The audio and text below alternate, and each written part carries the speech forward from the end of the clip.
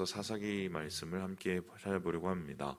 우리 어제 사사기의 큰 그림을 먼저 보았는데, 이 사사의 시대를 한마디로 표현하면 하나님이 떠난 자리, 이 하나님의 백성이 하나님을 떠난 시대입니다. 그 시대에는 어떤 일이 일어났을까? 매우 자기 중심적이 되고, 또한 매우 자기 위주의 생활을 하고, 그리고 결국은 매우 자기 파멸로 치닫게 되는, 이 이야기가 결론적으로 이 사사 시대의 이야기라고 할 수 있겠습니다. 특별히 어제 우리는 그 처음 시간에 이러한 위험한, 이러한 불길한 이 쇠락의 모습이 어떻게 시작이 됐는가를 함께 보았습니다. 그것은 불완전한 순종, 절반의 순종이었다는 것입니다. 그래서 하나님께서 유다에게 가서 그 땅을 차지하라고 유다의 기업으로 보내셨으나, 유다는 하나님의 말씀을 100% 받아들이지 않고 100% 순종하지 않고 시므온을 데리고 갔습니다. 거기서 끝나지 않고 하나님께서는 완전히 해렘하라고, 진멸하라고 얘기했으나 유다는 그렇게 하지 않고 그 지역에 있는 이 아도니 베색이라는 이 지도자를 데려다가 사람들 앞에 세우고 그를 자랑했죠. 자랑의 도구로 삼았습니다.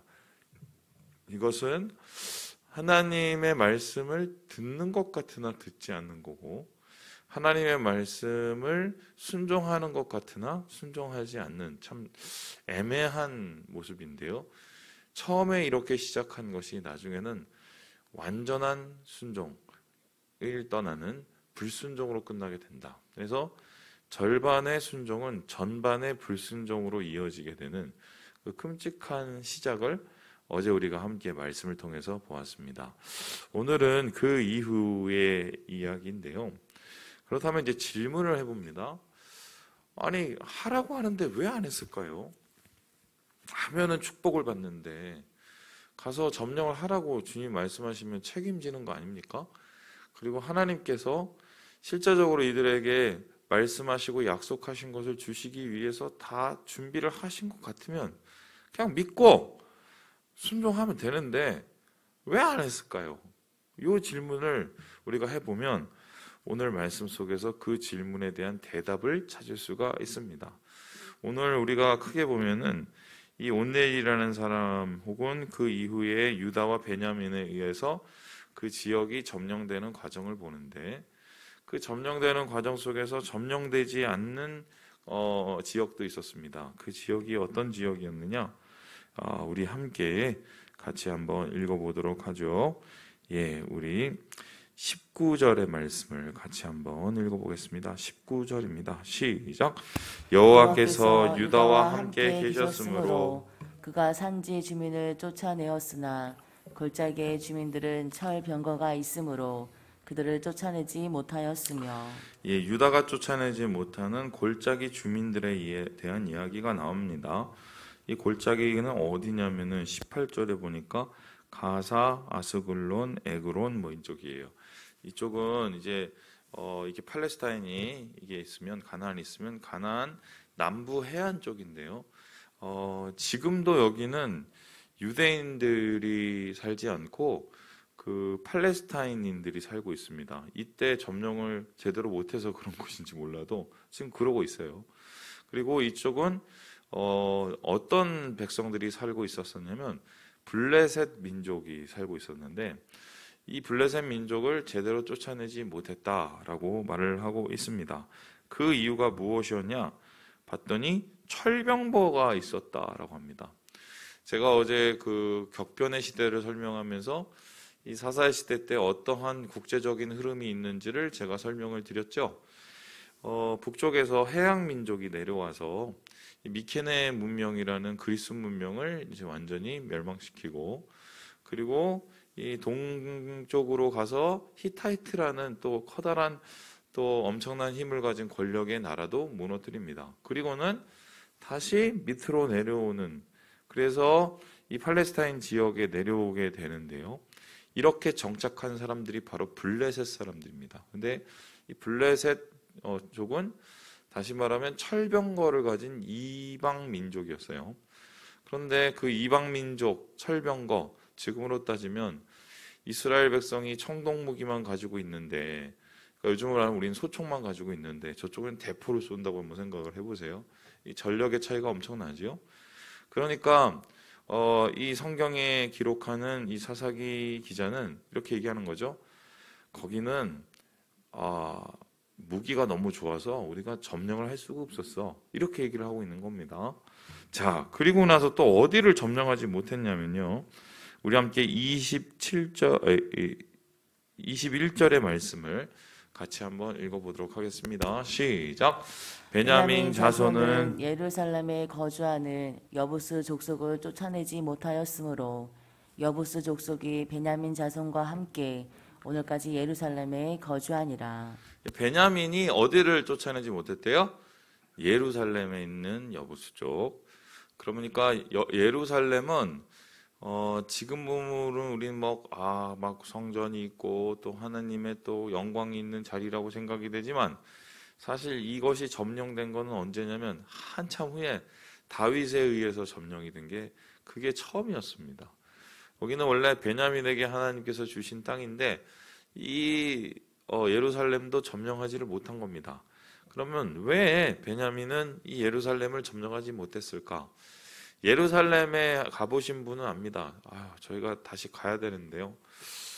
우리 권사님들 꼭 가셔야 되는데, 그죠? 근데 제가 그때 올라갈 때 일본 차를 빌려서 이제 렌트해서 올라가는데요. 어떻게 올라가면 우리나라 이제 대관령이라고 한번 쳐봅시다. 대관령을 우리나라가 가면은 이렇게 올라가야 되잖아요. 한 900m 이렇게 되니까. 그러면 이제 천천히 올라가죠. 그런데 예루살렘 어쩌면 이렇게 올라갑니다. 그래서 이게 산이 있어요. 저 위에 산이 보여요. 산 같은 게. 그러면 계속 악셀을 밟고 그냥 쫙 올라가야 이제 예루살렘에 올라가요. 그러니까 여기는 어떤 게 천혜의 요새인 거예요. 그래서 이 적들이 쳐들어오려고 하다가 자, 공격! 이렇게 하다가 열심히 막 뛰어가는데 산 타야 되는 거예요. 지금 우리로 따지면 이 앞에 사패산 있죠? 공격해갖고 사패산 끝까지 올라가는데 막 힘들잖아요. 그죠? 그럼 거기서 싸우면 져요. 그러니까 이 천혜의 요새가 예루살렘이기 때문에 저기는 안 돼. 우리 힘으로는 안 돼. 그래서 이 사사기 기자가 예루살렘은 우리가 베냐민 족속이 점령할 수 없었다라고 이야기를 하고 있는 것입니다. 그런데 신기한 거는 이와 비슷한 조건이 또 있었어요. 거기가 어디냐면요, 헤브론이라는 곳이었어요. 우리 함께 우리 20절의 말씀을 같이 한번 읽어보도록 하겠습니다. 시작. 그들이 모세가 명령한 대로 헤브론을 갈렙에게 주었더니 그가 거기서 안악의 세 아들을 쫓아내었고. 여러분 아시죠? 갈렙이 하나님께 약속을 받았어요. 뭐예요? 헤브론 땅. 이 땅은 언제 약속을 받았냐면 갈렙이 정탐꾼으로 40일 동안 이 이스라엘이 주신 그 가나안을 곳곳 다니면서 주님 이 산지를 제게 주소서 이렇게 얘기를 하고 왔고, 나중에 모세에게 그 약속을 받았고, 그리고 여호수아에게 확증을 받아서 그 땅을 점령해 나가죠. 대단한 사람이죠. 그렇게 점령한 게 85세예요. 그런데 여러분 아시겠지만 원래 이스라엘 백성은 40년 동안 광야를 헤맬 필요가 없었습니다. 39년은 그냥 까먹은 거예요. 1년만 시내산에서 하나님하고 같이 이제 계약도 맺고 훈련도 받고 그러면 이 가나안에 들어갈 수 있었거든요. 그런데 그들이 왜 39년을 더 헤맸나요? 그거는 안 들어갔기 때문이에요. 왜 안 들어갔습니까? 정탐꾼을 12명을 보냈는데 그 정탐꾼 12명 중에 여호수아 갈렙 빼놓고는 야, 거기 가면 우리 다 진다라고 했어요. 왜 지냐? 거기에 뭐가 있어요? 거인 족속, 아낙 족손이 있어서 그 아낙 족속의 그 신장 큰 골리앗 같은 놈들, 그런 놈들 우리가 어떻게 이기냐? 우리는 걔네들에 비하면 뭐 세 발에 피고 우린 뭐 메뚜기 같은 존재야. 그리고 졌어. 이렇게 얘기를 합니다. 그래서 그 얘기를 듣고 사람들이 막 굿을 퍼서 울고 땅을 치고 모세를 막 죽이려고 난리를 쳤죠. 여러분, 그때 갈렙이 뭐라고 합니까? 여호수아와 함께? 난 그렇게 생각 안 한다. 거기 분명히 아낙 자손이 있는 건 맞아. 그런데 거기는 하나님이 말씀하신 대로 정말 포도송이가 막 이만하고, 가나안을 가보면요, 막 포도가 정말 이만해요. 그러니까 포도송이가 이만한 게 아니라 막 이만한 포도송이가 도둑도둑 달려고 이만해요. 포도송이 막 이래요, 진짜. 근데 그런 포도송이가 있다. 그리고 거기 정말 목축하기도 좋고 농사하기도 좋은 곳이다. 하나님 약속하신 대로다. 그리고 분명히 거기 아낙 자손이 있지만 그 사람은 우리에게 하나님이 주신 밥이다. 가서 하나님 믿고 싸우면 이긴다. 이렇게 얘기를 했단 말이에요. 아무도 안 따랐어요. 그죠? 그래서 이스라엘 백성들이 결과적으로 불순종해서 39년 동안 벌을 받은 이유가 뭐냐면 아낙 자손 때문이었단 말이에요. 거인족들. 근데 보세요. 그들의 눈에 불가능이라고 얘기했던 그 사람들을 지금 갈렙이 그냥 홀딱 다 쫓아내버려요. 그렇죠? 39년 전에는 불가능이었는데 39년 후에는 가능해진 겁니까? 뭐 그러면 그 사이에 이스라엘 백성들이 우유 먹고 막 많이 자랐을까요? 예? 아니죠. 달라진 건 뭐예요? 그들의 믿음의 상태죠.